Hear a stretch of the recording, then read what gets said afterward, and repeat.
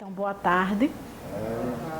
É sempre uma alegria muito grande poder estar aqui compartilhando o que a gente estuda, né, para juntos refletirmos e nos aproximarmos de algum modo nessa verdade que sempre buscamos.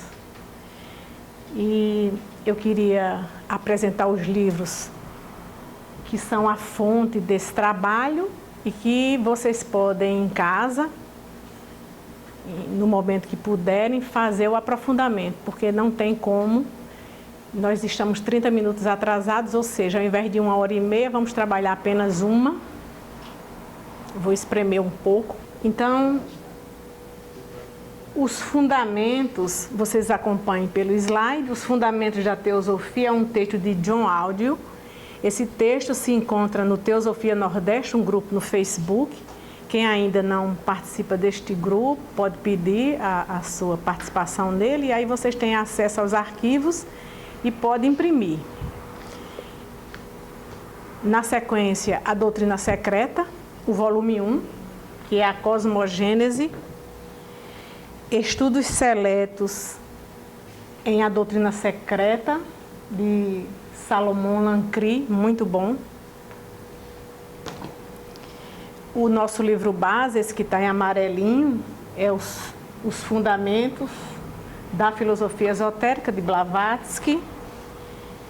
Esse livro que são textos seletos de Helena Petrovna Blavatsky, é de uma editora de Portugal. O Segredo da Autorrealização, que são 20 aforismos, onde esses 20 aforismos, se formos aprofundar, refletindo e meditando, é a doutrina secreta. E de Kataimni, o homem, Deus e o universo. Muito bom também. E o livro de Dzian, que eu pulei, mas foi propositadamente. Então são esses os livros que compõem o resumo de que pretendemos apresentar e como fonte de vocês também aprofundarem em casa.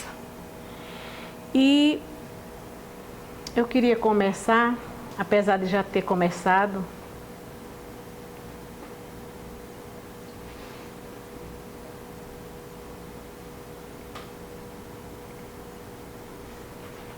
com um poema do Rig Veda, do 10º capítulo do Rig, onde vai falar exatamente do conteúdo que pretendemos colocar para refletirmos.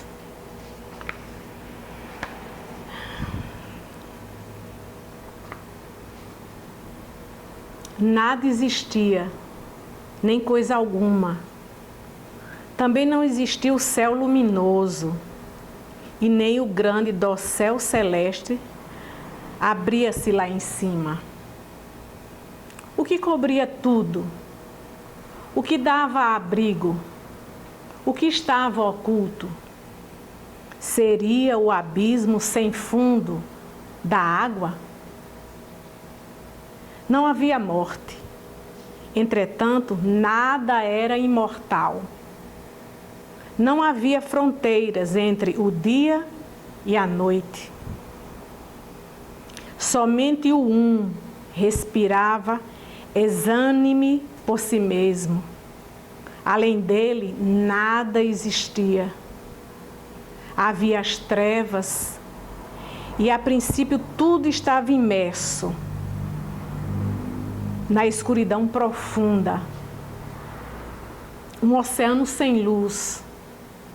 O germe que ainda está oculto na casca germina uma natureza ao calor tórrido.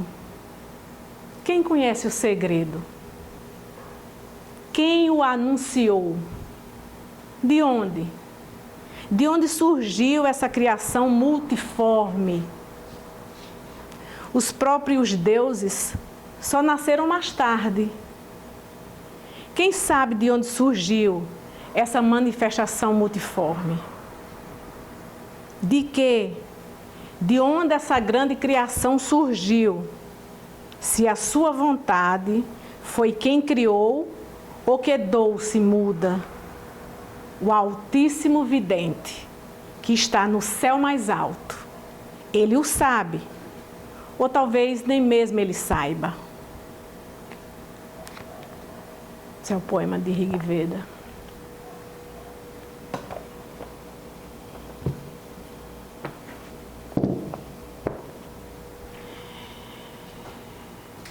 De algum modo, esse poema nos antecipa o que estamos aqui a estudar hoje.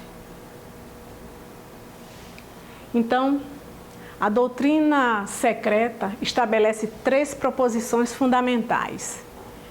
Antes de lê-las, eu gostaria de fazer dar um panorama do que seriam essas 3 proposições. Claro que o nosso enfoque aqui vai ser muito superficial, até porque, em se tratando desse imenso, como posso dizer, esse imenso oceano que é o sistema teosófico, é preciso não só a leitura, é preciso irmos além da leitura, porque disse que qualquer ensinamento ele tem 3 perspectivas. Ele tem a perspectiva literal, que é o corpo dele, tem uma perspectiva de alma, que seria a ética do que ele apresenta, e uma outra terceira perspectiva oculta, que só a partir de reflexão e de meditação. Então, vamos apresentar algo em que é preciso essa reflexão, é preciso a meditação. Porque mesmo que eu tivesse, que não é o caso, eu quero deixar bem claro, eu tivesse acessado um conhecimento e já tivesse dentro de mim o que são de fato essas 3 proposições, eu não conseguiria expressá-las com palavras, o limite linguístico.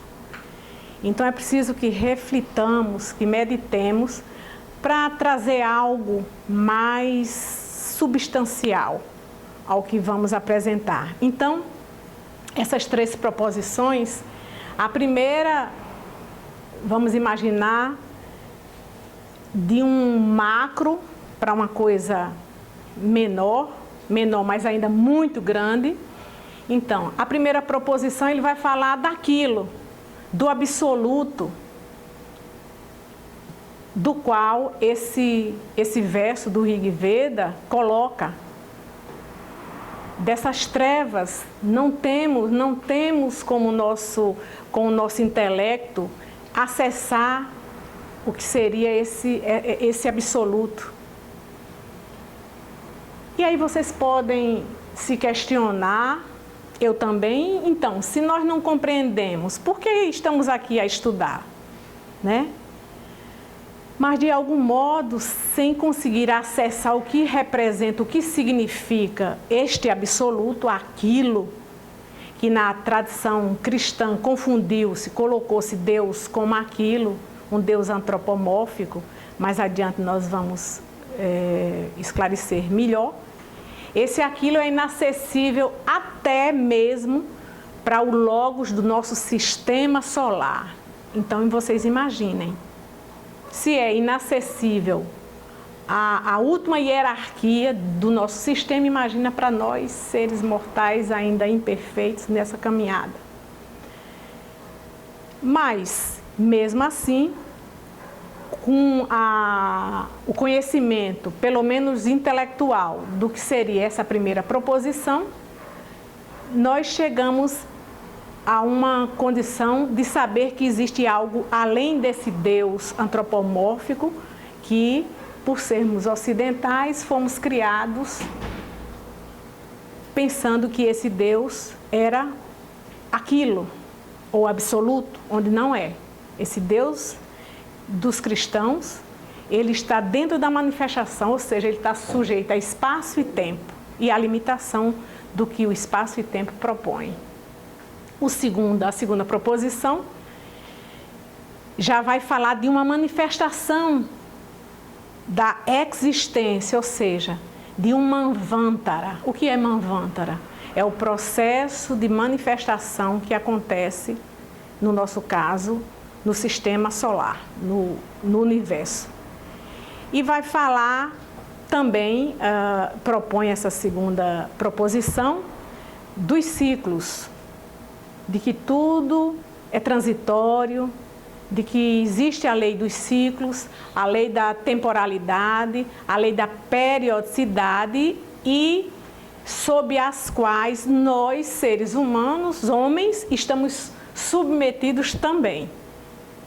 Falamos de um Manvantara, de um universo, e tem os nossos Manvantaras, que são as nossas vidas, e estamos todos aqui no Manvantara.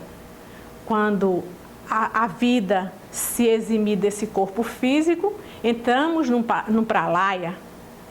Então, para mostrar o processo do grande e do pequeno, do macro e do micro, a questão da temporalidade, da periodicidade, de que tudo passe, de que estamos nos desenvolvendo a todos, desde um grão de areia, eu diria mais, os elementais, até o logos do sistema solar. Todos estão nesse processo de desenvolvimento e crescimento.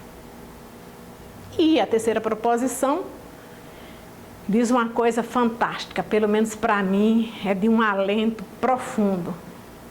Diz que somos parte dessa alma universal, somos eternos peregrinos, essa mônada que é uma chispa de algo muito grandioso, sobre o qual nós não temos condição de falar, e que trazemos dentro de nós toda a potencialidade divina. E estamos na manifestação, encarnação após encarnação, meramente para aprender a amar, aprender a sermos menos egoístas, aprendermos basicamente a nos doar, a voltar. Seria voltar, talvez o termo não cabe, mas é pelo reconhecimento da doação, de termos a nossa vida, então fazermos algo como retribuição a essa vida que nos doou veículos para trabalharmos e para amarmos, aprendermos a amar. E assim, basicamente, é um resumozinho para não ficar a coisa tão árida, porque é árida mesmo. Claro que, além do limite que as proposições trazem no sentido do entendimento, existe o meu limite pessoal. Então, vamos lá. A primeira proposição. Isso aqui está exatamente como está na doutrina secreta. Um princípio onipresente, eterno, ilimitado e imutável, sobre o qual toda especulação é impossível, porque ele transcende o poder da concepção humana e só poderia ser distorcido por qualquer expressão ou comparação humanas. Está além dos limites e do alcance do pensamento. Nas palavras do Mandukya Upanishad, é um dos Upanishads, Mandukya diz: é impensável e é também indescritível, ou seja, insondável. Então, isso é um pouco do que eu falava.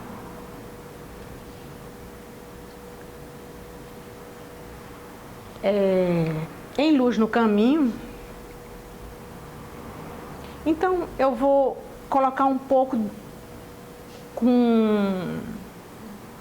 não seria alegorias, mas imagens, tentar trazer o máximo possível para que peguemos alguma coisa a respeito do que seria esse absoluto, ou esse princípio onipresente. Então, aqui, esse slide preto propõe esse princípio absoluto, ou seja, trevas. Em um segundo momento, que claro, isso aqui é uma questão de metodologia, apenas para explicar, mas tudo acontece ao mesmo tempo, foi, tudo ao mesmo tempo. Mas no segundo momento,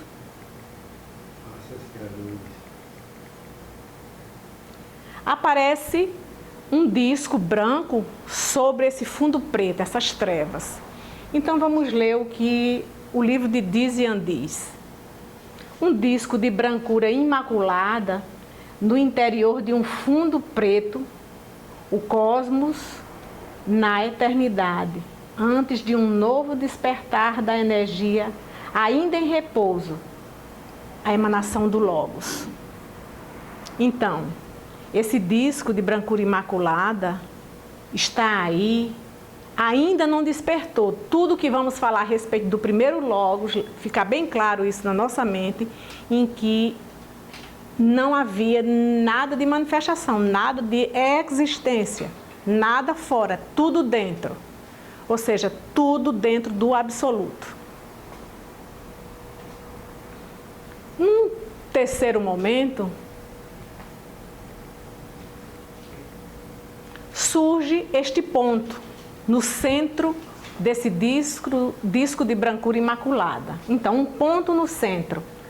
A aurora da diferenciação. Isso é como se representasse o germe de uma vântara, o germe de uma futura, como diz, a aurora da diferenciação. Porque quando a manifestação vem, o universo vem à manifestação, ele vem com essa diferenciação, essa polaridade, positiva e negativa. Então é a aurora dessa diferenciação. O ponto do ovo cósmico. O germe em cujo interior se transformará no universo. Então, a partir deste pontinho, vai dar-se tudo que aqui nós conhecemos e tudo que não conhecemos.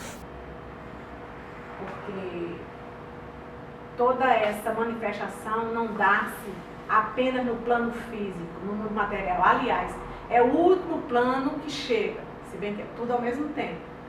Mas vai desde o plano lá de Anupadaka, que é o plano das monádico, e aí vem Atma, Búdico, Manas, tal, até chegar neste que vemos. E aí, num terceiro momento, quarto, né? Trevas, o disco, o ponto, no quarto momento,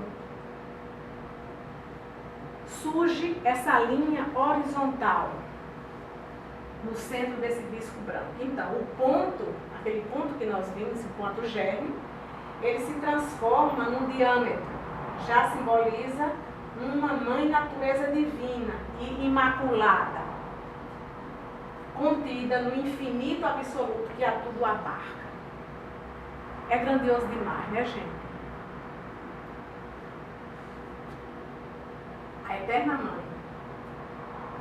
Então, aí é o germe ainda dessa diferenciação chamada primária, porque ainda não há diferenciação, na verdade. E nessa diferenciação estão como potencialidades o poder e a consciência.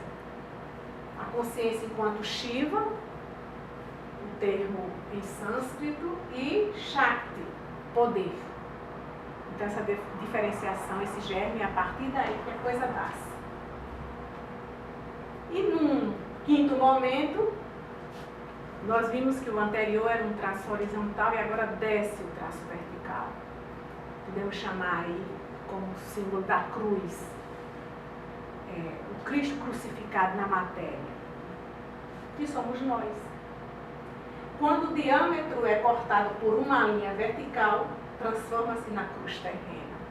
E daí vem todos os tipos de cruzes que não vamos entrar aqui, porque o tempo não cabe. E aí surge uma diferenciação chamada diferenciação secundária. Lembra que a primária foi com a Mãe Divina.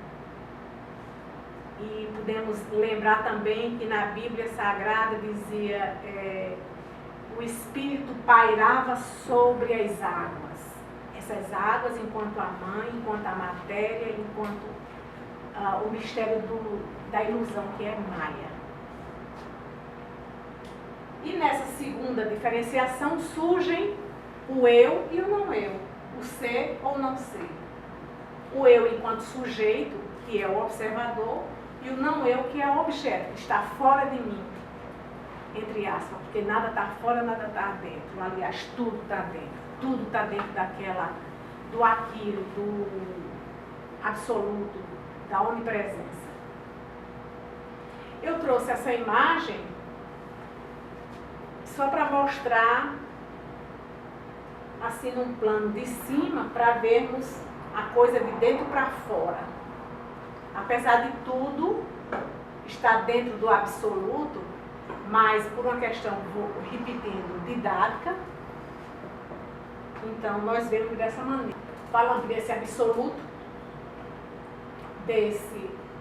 daquilo sobre o qual nosso limite não consegue chegar.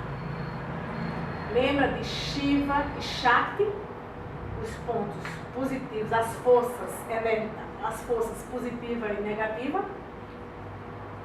O logos cósmico não manifestado. E na sequência os planos. O plano Adi, o plano Anupadaka, que representa o monádico. O plano átmico, búdico, mental, astral e físico. Lembra que o físico ele se divide em físico, o denso e o etérico. O mental da mesma maneira, superior e inferior. O nosso processo evolutivo, no nosso momento, ele ainda é dividido, mas a proposta do nosso desafio é unir esse mental, tornar-se manas, sem a diferenciação. Lembrar que tudo é um espelhamento. É como se esse absoluto, ele olhasse para baixo ou para fora, sei lá, termos, não diria assim, muito limite, ele olhasse para baixo e se projetasse. E aí criando mundos e mundos e mundos. O átmico, da mesma maneira, ele é subdividido, né?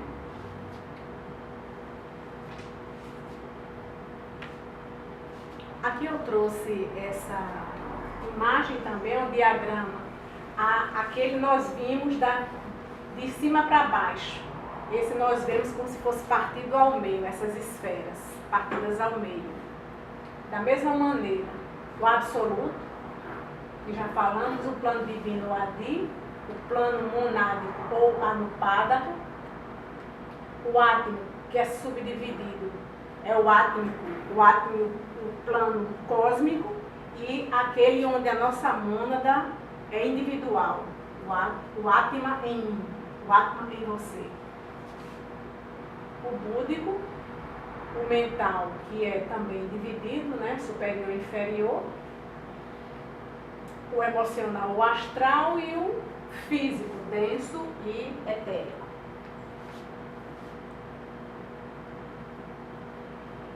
Então, com a manifestação, agora já vamos falar da manifestação em si. Com a manifestação,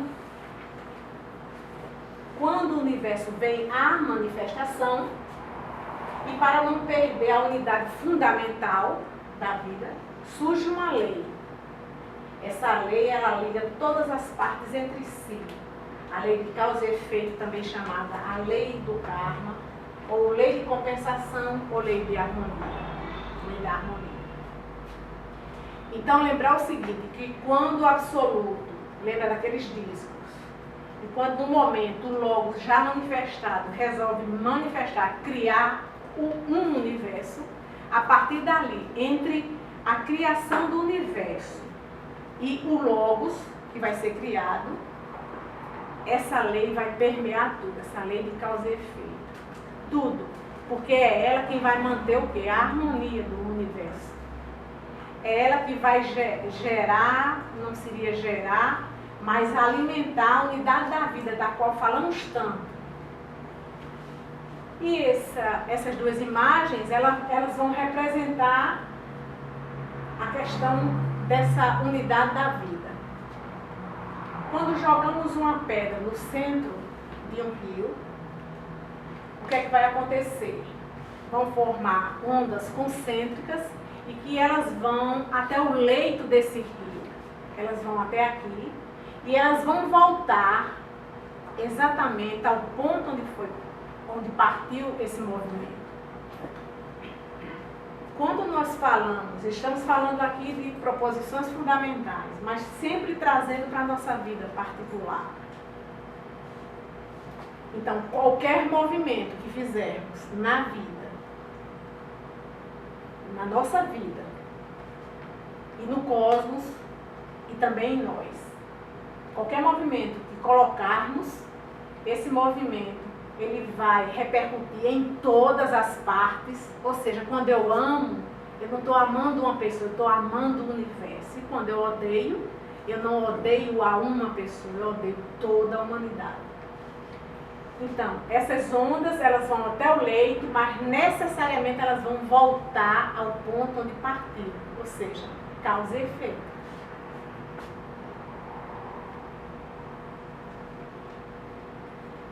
Eu queria mostrar aqui para vocês lerem Luz do Caminho, que é bem apropriado, o aforismo 12.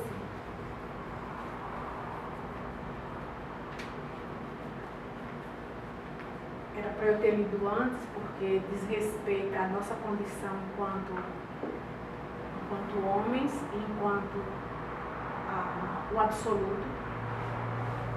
Pois dentro de ti está a luz do mundo.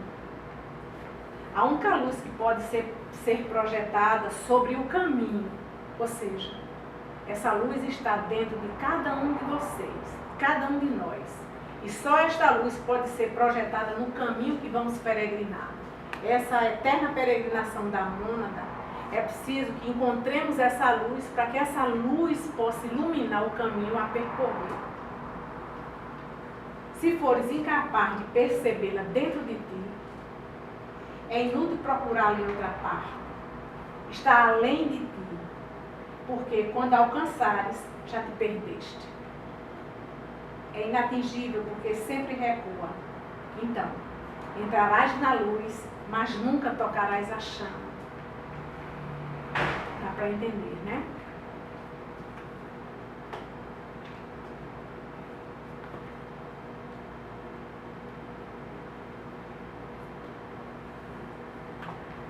A segunda proposição,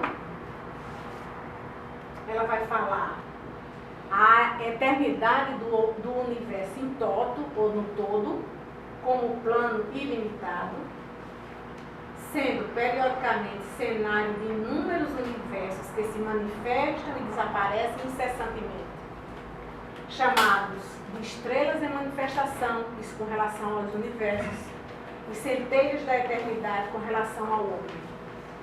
A eternidade do peregrino é como um piscar do olho da alta existência, está no livro de Dízio. A aparição e a desaparição de mundos é como o fluxo e o refluxo regulares da maré. Então, essa proposição nós vamos focar em nós, no homem, nessa centelha da eternidade, ou a eternidade do peregrino que somos cada um de nós enquanto mônadas, somos peregrinos. Então, é preciso que entendamos essa segunda proposição e possamos trazer para a nossa vida pessoal. Para quê? Da mesma forma em que essa segunda proposição, ela está relacionada à transitoriedade das coisas, a ciclos, fluxos, assim é a nossa vida pessoal. E daí o desenvolvimento essencial, a partir dessa percepção, a necessidade de desenvolver em nós as qualificações da senda. Não vamos imaginar que seja uma senda de iluminação, mas que é uma senda que podemos começar hoje a trilhá-la como uma senda do autoconhecimento, pelo menos, porque é uma forma de sofrer menos e chegar a um patamar de não sofrer mais. Então, vocês lembram do óptico caminho do Senhor Gautama Buda, onde ele coloca, as 4 nobres verdades, onde ele diz que, ele fala de dukkha. O que é dukkha? É a insatisfação. Não só o sofrimento, que o sofrimento é limitado, nós vemos sofrimento como algo físico, mas é a insatisfação que ela está exatamente na nossa mente.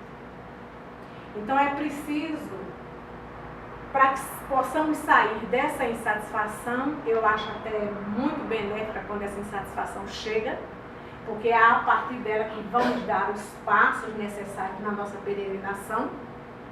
Se não fosse uma insatisfação já sentida, nós não estaríamos hoje aqui num dia de sábado.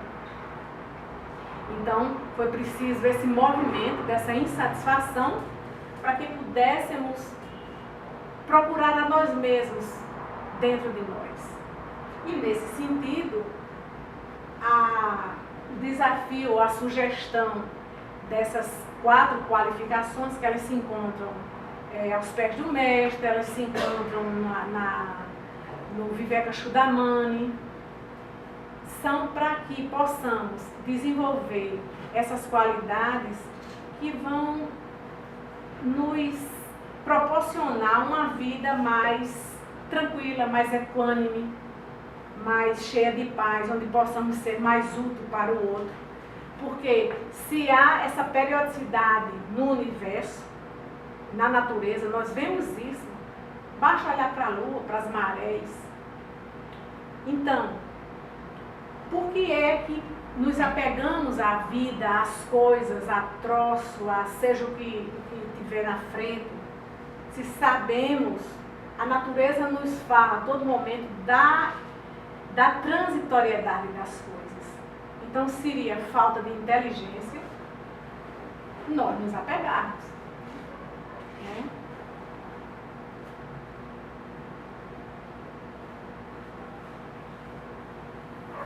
A terceira proposição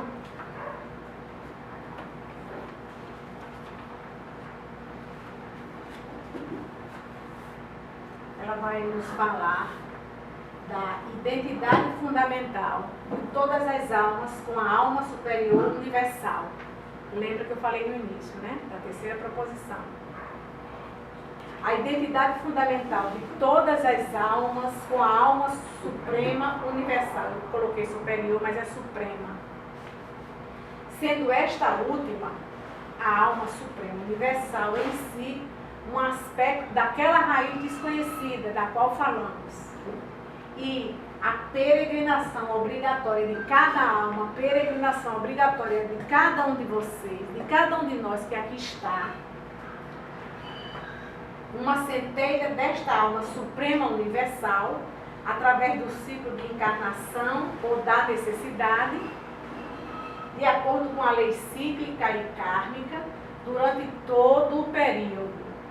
Em outras palavras, nenhum Buda ou alma divina, puramente espiritual, pode ter uma existência independente, de forma consciente, antes que a centelha que surgiu da pura essência do sexto princípio universal, ou alma suprema, tenha passado através de cada forma elemental do mundo fenomênico, através de Manvandara. Então não há privilégios. Nenhum Dhyani Buda, nenhum Dhyan Chohan, ele pode chegar lá nessa condição espiritual sem passar por todas as formas, a começar da forma elemental. Então não há privilégios. É diferente do mundo aqui manifestado, desse mundo físico, material, onde há privilégios, há injustiça, porque ainda convivemos, somos ainda seres imperfeitos. Então não refletimos ainda a lei universal, dessa perfeição, desse privilégio que não existe. Tudo nós temos que conquistar. Nada a natureza nos dá de graça. Até a graça pressupõe a natureza. B. Adquirir individualidade. Então falamos aqui, através de cada forma elemental no mundo fenomênico daquele Manvantara.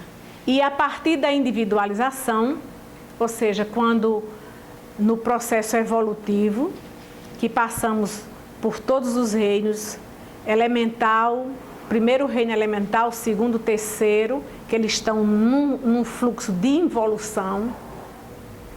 E o centro médio é o reino mineral, o centro médio. Passamos pelo reino vegetal para chegar no hominal. Então, a partir do reino animal, quando adquirimos a nossa individualidade, ou seja, saímos de uma mente grupal de animais que são agrupados por um processo da empatia química e passamos a ser seres complexos, individualizados. Então, até no homem, nós vemos que aquelas pessoas que andam em grupos maiores, que tem sempre o líder ou alguém que pense como elas, é como se ela não tivesse desenvolvido ainda a sua individualidade. Ela não sabe pensar ainda por si. E cada vez que avançamos mais, nós vamos conseguindo essa condição dessa individualidade se tornar efetiva nas nossas vidas. Então, adquirindo esta individualidade, primeiro por impulso natural e depois por impulso auto-induzidos e auto-planejados, limitados pelo karma. Vamos parar aí, limitados pelo karma. Vocês não leiam o resto. Já li. Quando diz não leia, todo mundo lê. Então, o que essa proposição quer dizer? Que num primeiro momento, esse nosso desenvolvimento, a peregrinação dessa mônada, esse seu crescimento é por impulso natural, ou seja, instintiva. E para isso a natureza, ela investe naquele ser para poder ele crescer. Inclusive o egoísmo é algo necessário no início, na nossa infância, porque sem o egoísmo nós de repente poderíamos não sobreviver. Mas chega um tempo onde esse egoísmo já é nefasto, né? E depois, por impulso auto-induzidos. Então, poderemos chegar nessa condição, e eu creio que a proposta é essa de cada um de nós. Penso que já estamos nesse momento em que esse nosso desenvolvimento, nós não vamos mais estar dependente da natureza, nos levar igual a onda do mar. A natureza que eu digo são os acontecimentos, as questões emocionais sobre as quais estamos passando, mas já estamos nos auto-induzindo e planejando as nossas vidas interiores para que essa evolução possa se dar de forma mais rápida. Porque quanto mais rápido ascendermos nessa escada, nessa escala infinita, tão logo deixaremos de sofrer, tão logo zeramos o nosso karma para que possamos ser úteis à humanidade. Isso é uma maneira inteligente de viver. É tipo, nós devemos a alguém dinheiro e não esperar que a pessoa venha nos cobrar. A gente vai e paga, de preferência antecipado. E aí, não precisa a cobrança chegar, então antecipamos a conta. E então vamos entrar no outro patamar de vida, de paz, de alegria, apesar do sofrimento, que ninguém vive ainda neste mundo sem sofrimento. Então, mesmo esse impulso gerado por nós está limitado ao nosso karma. Muitas vezes queremos até fazer mais, mas o nosso karma, nós devemos algo em que limita aquela condição. Mas aí temos que compreender, para isso o estudo é essencial, de compreender a coisa como ela é. E nessa compreensão nós vamos aceitando, né? Aceitando com contentamento as coisas que não podemos fazer nada a respeito para mudá-las e entendendo que é puramente uma colheita. É uma colheita. Ninguém pode plantar um cactus e colher uma pera, uma uva. Se colhemos cactus, se plantamos cactus, vamos colher muita dor, né? O cactus fura, está cheio de espinho. ainda com esse impulso, nesse processo de crescimento, ascendendo assim através de todos os graus de inteligência, desde humanas mais inferior até humanas mais elevado, do mineral e do vegetal até o mais sagrado arcanjo Dhyan Buda. A doutrina central da filosofia esotérica não admite privilégios ou dons especiais no homem, exceto aqueles que tenham sido conquistados por seu próprio ego através de esforços e mérito pessoal ao longo de toda uma longa série de metempsicoses ou reencarnações. Isso aqui está muito claro, né? Está muito claro. É por isso que os hindus dizem que o universo é Brahman e Brahman, porque Brahman está em cada átomo do universo. E os 6 princípios da natureza são todos resultados, os aspectos diversamente diferenciados do sétimo e uno, a única realidade do universo, seja cósmico ou microcósmico. Isso ainda é parte da última proposição, da segunda, né? E também é por isso que as permutações psíquicas, espirituais e físicas no plano da manifestação e da forma do 6º Brahma, o veículo de Brahman, são vistas por antífrase metafísica como ilusórias e maiávicas. Ou seja, o que isso quer dizer? Que tudo que está no reino da manifestação é maiávico, é ilusório. Porque não existe? Existe. Só que não tem duração, é efêmero, passa, muda. Porque, embora a raiz de cada átomo individualmente e a de cada forma coletivamente seja aquele 7º princípio ou a realidade una, ainda assim, no seu mundo fenomênico manifestado e na sua aparência temporária, ela não é mais que uma ilusão passageira dos nossos sentidos. Então, apesar de tudo isso que vemos, é ilusório, é maiável, porque tem duração, estamos submetidos a tempo e espaço, então vamos chegar ao fim. Essas formas vão chegar ao fim, este corpo vai chegar ao fim, vai para um túmulo.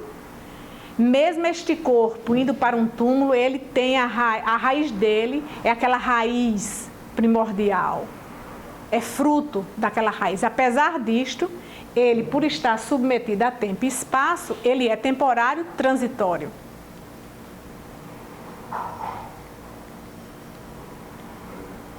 E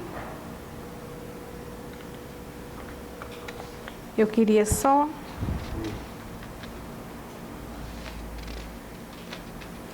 falar um pouco como essa terceira proposição, ela é muito linda, ela é muito cheia de significados, há uma reserva de significados infinita, porque ela mostra e ela diz, ela fala da questão de sermos, deixa eu ler só o iniciozinho, essa identidade fundamental de todas as almas com a alma suprema universal. Então, dizer que a nossa alma, a identidade de nós com a alma suprema universal, gente, não é pouca coisa não. Não é pouca coisa.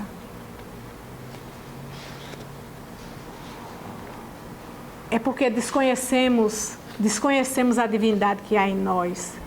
Ainda não conhecemos esse poder que temos. Quando eu falo em poder, não é o termo desgastado do mundo, do tempo, mas o poder de amar, o poder de dar, o poder da alegria, o poder da doação, o poder do contentamento e tantos outros poderes. E que muitas vezes não conseguimos acessar esse nível de divindade que somos. E sofremos e fazemos tantos outros sofrerem ao nosso redor. E nesse sentido, eu quero ler aqui em Luz no Caminho ainda. Eu gosto muito de citar essas 3 verdades fundamentais de Luz do Caminho.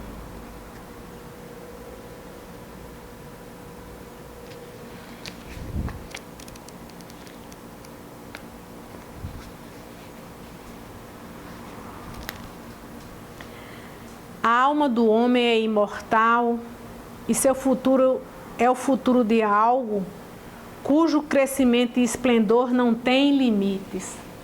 Olha só que coisa mais esplêndida ouvirmos isso. A alma do homem, a nossa alma, a alma de cada um de nós que aqui está, é imortal. E o futuro destas almas que aqui estão, elas têm um futuro de algo cujo crescimento e esplendor não tem limites. Segunda verdade. O princípio que dá a vida habita em nós e fora de nós. Então, tudo é vida. Esse espaço que está aqui entre eu e esse objeto, existe vida, não existe espaço vazio. É imortal e eternamente benéfico. Não é ouvido, nem visto, nem sentido pelo olfato, mas é percebido pelo homem que deseja a percepção. Então, esse princípio que nos dá a vida, que está dentro e fora de nós, ele pode ser percebido sim. Só que é preciso muita reflexão e muita meditação para tal. Uma leitura de um livro, assistir uma palestra, dar uma palestra, sem reflexão e sem meditação, não saímos disto. Para ter essa percepção dessa divindade, é preciso ir mais além. Estamos habituados com a visão, a percepção de modo geral, tridimensional. Então, para atingirmos uma visão que vai além, ultrapassa essa tridimensão, é preciso algo que seja superior aos sentidos. É preciso que acessemos a nossa intuição, o nosso corpo búdico, que está aqui. Nós, quando mergulhamos nesse mundo de manifestação, nós viemos resgatar 3 coisas, e das quais esquecemos, porque na verdade resgatar ou desesquecer, porque quando mergulhamos nessa manifestação, nós nos esquecemos, mas viemos nos desesquecer ou viemos resgatar esses 3 princípios: Atma, Buddhi e Manas. O Atma enquanto vontade, que ela na prática, ela se externa como autodeterminação. É preciso ter vontade, mas essa vontade tem que ser, não pode ser estéril, tem que ser uma vontade fértil. Então, ela se explicita pela autodeterminação. Já no plano búdico, que são essas 3 pérolas que viemos mergulhar aqui nesse oceano de luz que é a vida, o princípio búdico se expressa em quê? Vontade, o búdico é amor. Como vamos expressar este amor? Então, nós podemos dizer que amamos Deus, amamos, mas não nos entregamos. E o que é na prática este amor, que é a partir do plano búdico, do nosso corpo búdico, esse princípio que viemos resgatar no mundo da manifestação? Essa autoentrega, e essa autoentrega ela só se dá pelo altruísmo. Ninguém se entrega se não se possui. Para eu me entregar é preciso eu me possuir, ou seja, eu me dominar os veículos inferiores. Só a partir dessa dominação, de conhecer e dominar, é que eu posso me dar, é que eu posso me entregar. É assim que ocorre. Por que nos entregamos tão pouco na vida? Tantinho assim. Porque não nos possuímos. A terceira verdade colocada no idílio do lótus branco. Cada homem é o seu próprio absoluto legislador, produzindo para si glória ou trevas. É o decretador de sua vida, da sua recompensa e da sua punição. Isso aí está muito claro com a lei do karma, né? O que plantamos, colheremos. O que já plantamos no passado, temos que administrar. Só nos resta administrar com inteligência. E vigiar o que estamos plantando hoje. Porque isso vai depender a nossa vida, a nossa paz mental de hoje e a vida do futuro, ou seja, a vida de amanhã. Estas verdades, que são grandes como a própria vida, são tão simples como a mais simples das mentes humanas. Alimenta com ela os famintos. E para encerrar, eu vou ler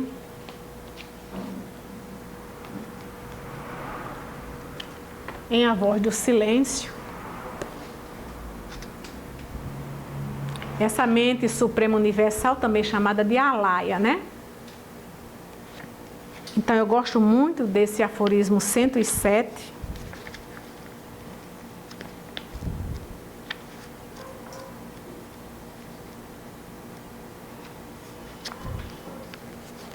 Em que é dito: dói saber que, embora todos os homens possuam Alaya, esta alma suprema universal da qual falamos, sejam unos com a grande alma, e mesmo assim, possuindo-a, Alaya, tampouco lhes sirva.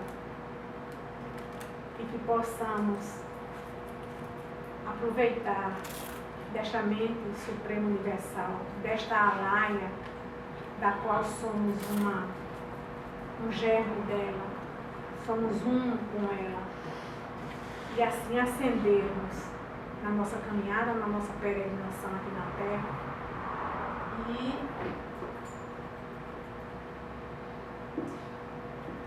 E nesse sentido, aprendendo a nos amarmos, aprendendo a ser menos egoísta, a ser mais generoso, a nos doarmos. E isso me fez lembrar de que na vida espiritual,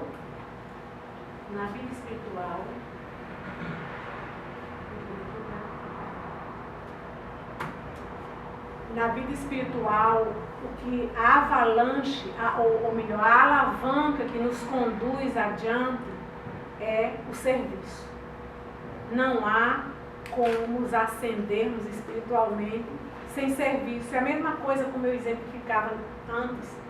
Amar e dizer ama, né? E sem provar que ama, que amor é este. Isso no mínimo é uma paixão.